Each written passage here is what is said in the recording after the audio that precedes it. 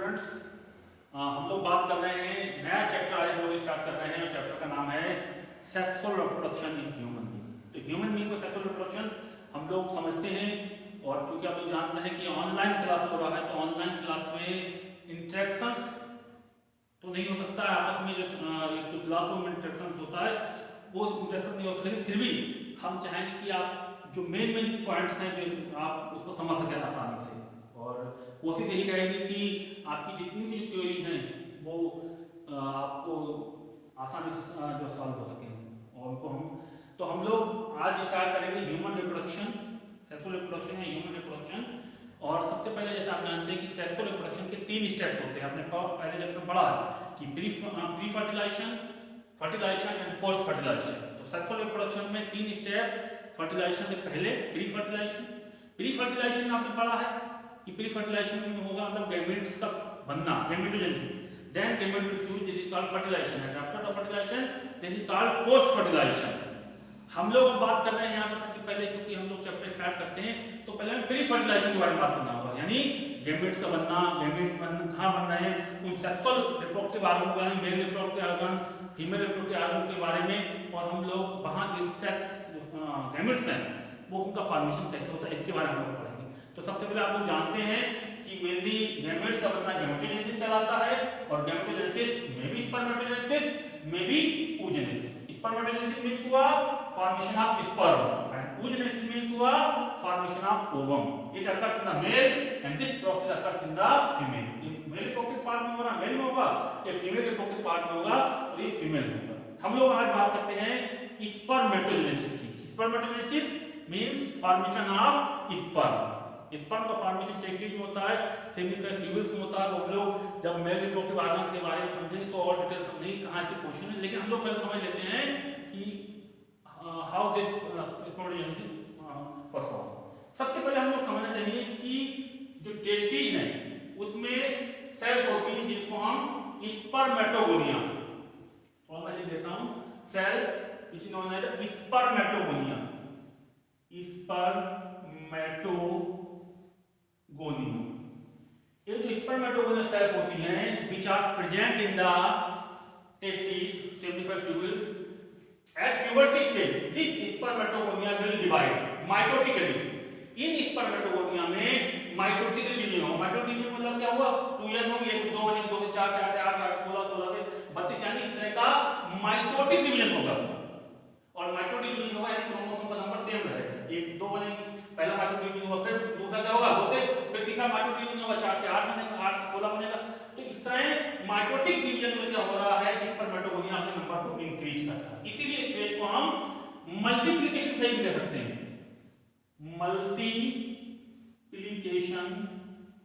Multiply हो रहा है, मल्टीप्लिकेशन फेज हो गया। यहाँ पर मल्टीप्लिकेशन हुआ किसका, स्पर्मेटोगोनिया। तो स्पर्मेटोगोनिया इसको हम कह सकते हैं इट इज द मेल जो है मदर सेल्स हैं जिनके द्वारा स्पर्म, मदर सेल्स हैं जिनके द्वारा स्पर्म का फॉर्मेशन होता है।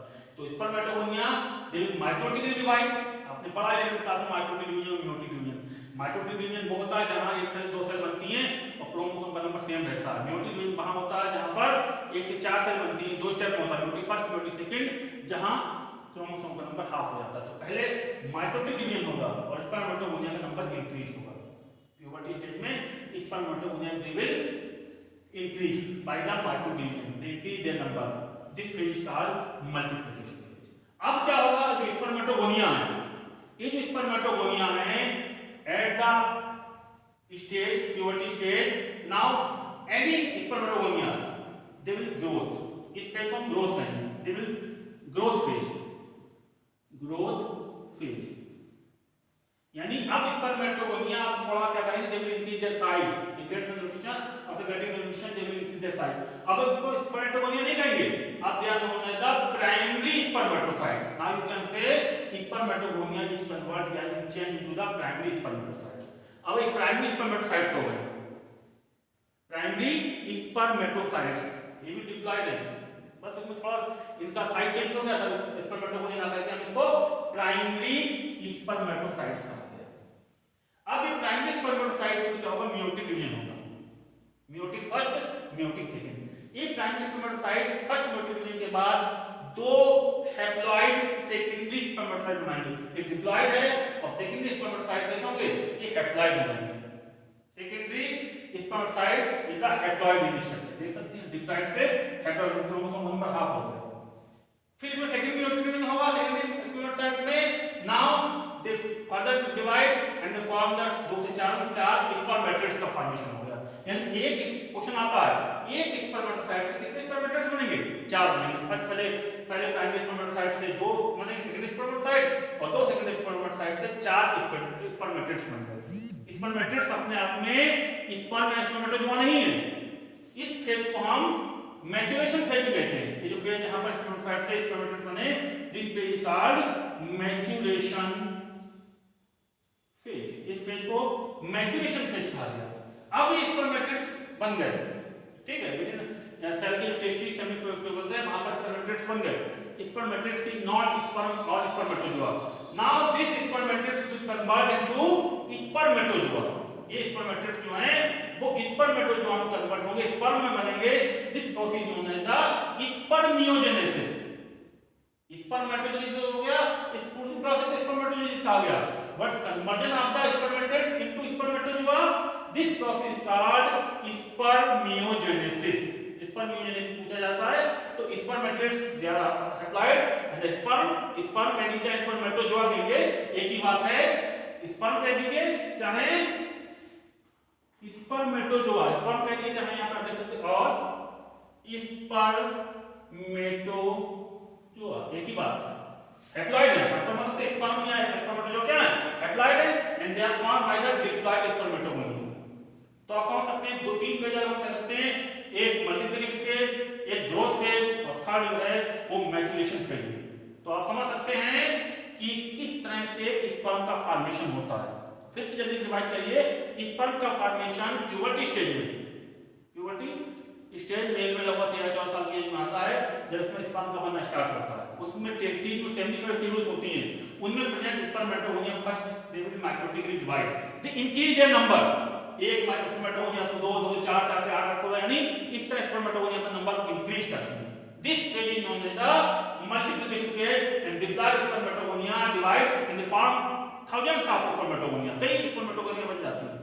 अब ये स्पर्मेटोगोनिया की जो सेल्स हैं वो स्पर्मेटोगोनिया जो ग्रोथ कर लेती है, जो इंक्रीज करेंगे साइज में, जो डिवाइड करके स्पर्म बनाएंगे, अब उस स्पर्मेटोगोनिया को हम प्राइमरी स्पर्मेटोसाइट कहेंगे। These spermatogonia is known as the primary spermatocyte. ये प्राइमरी स्पर्मेटोसाइट जो है ये भी डिप्लॉइड है। This primary spermatocyte now mitotically divide, meiotically divide, meiotically divide, meiotic first में होगा। अब इस डिप्लॉइड प्राइमरी स्पर्मेटोसाइट से 2 हैप्लॉइड सेकेंडरी स्पर्मेटोसाइट बन जाएंगे, ये हैप्लॉइड होंगे। डिप्लॉइड से मियोटिक फर्स्ट हुआ, 2 सेकेंडरी स्पर्मेटोसाइट का फॉर्मेशन हो गया। अब क्या होगा, अब इसमें फर्दर मियोटिक सेकेंड होगा तो इसके बाद 4 इसमें स्पर्मेट्रेट्स बन जाएंगे जो कि हैप्लॉइड होंगे, हैप्लॉइड होंगे, स्पर्म स्पर्मेट्रेट्स कहते हैं। Now this spermatids will convert and form the spermatozoa. 4 spermatozoa बनेंगे जिस प्रोसेस को स्पर्मियोजेनेसिस कहते हैं। यानी अगर आप समझ सकते हैं मेल में 46 क्रोमोसोम है, यहां क्रोमोसोम कितना हुआ, 46, यहां 46 होंगे, डिप्लॉइड 46 होंगे, यहां 46 होंगे, यहां पर क्रोमोसोम नंबर हाफ हो जाएगा, 23, यहां 23, और जो मेंबर्स स्पर्म बनेंगे वहां भी क्रोमोसोम का नंबर 23 रहेगा। तो मेंबर्स 23, इस फीमेल के ओजेनेसिस में 23 बनेगा, ओवम में आपस में फ्यूजन होगा और जायगोट फ्यूजन 46 क्रोमोसोम हो जाएंगे। तो अभी हम लोगों ने सिर्फ समझा है, वो समझा, और उसके बाद जब स्पर्म मैच्योर हो जाते हैं, they release from the seminiferous tubules, this process known as the spermiation. Spermiation तो आप समझ सकते हैं कि spermatogenesis, formation of the sperm from spermatogonia, spermiogenesis, formation of sperm from spermatrix, and after the maturation the sperm is released from the seminiferous tubule, this is known as the spermiation। तो इसको थोड़ा book से भी पढ़िए ताकि आप spermatogenesis वाला, जो हम स्पर्मेटोजेनेसिस में पहले स्पर्मेटोजेनेसिस पढ़ा, फिर हम आगे हम लोग जो कल पढ़ेंगे वो बात करेंगे oogenesis के बारे में, और दोनों में डिफरेंस भी समझेंगे कि स्पर्मेटोजेनेसिस और oogenesis में क्या डिफरेंस है। तो एक बार इसको पढ़िए, वीडियो को बार-बार रोक के देखिए, और उसके बाद आप बुक से भी इसको थोड़ा देखिए ताकि आप इस स्पर्मेटोजेनेसिस को आसानी समझ सकें। ठीक है, थैंक यू।